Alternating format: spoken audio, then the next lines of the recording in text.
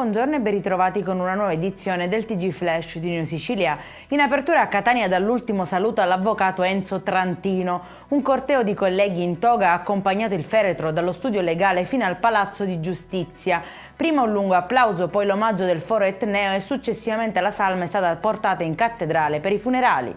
Drammatico incidente alla Pizzuta a Siracusa. Una moto guidata da un uomo che sarebbe privo di patente e assicurazione si è scontrata violentemente contro un cane. Nell'impatto l'animale è stato letteralmente tranciato in due, mentre il motociclista sbalzato dal veicolo è finito in ospedale.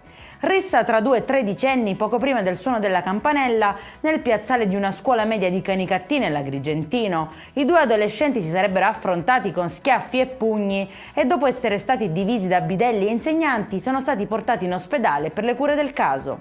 Denunciato un 41enne responsabile di almeno 6 distinti furti messi a segno durante l'estate scorsa a Trapani. L'uomo, dopo essersi impossessato di effetti personali e portafogli di turisti in vacanza, sarebbe riuscito anche a effettuare prelievi e pagamenti dalle carte di credito per alcune migliaia di euro.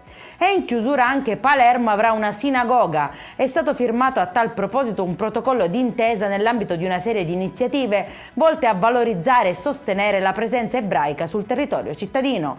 Per questa edizione è tutto, prossimo appuntamento alle 19:30. Buona giornata.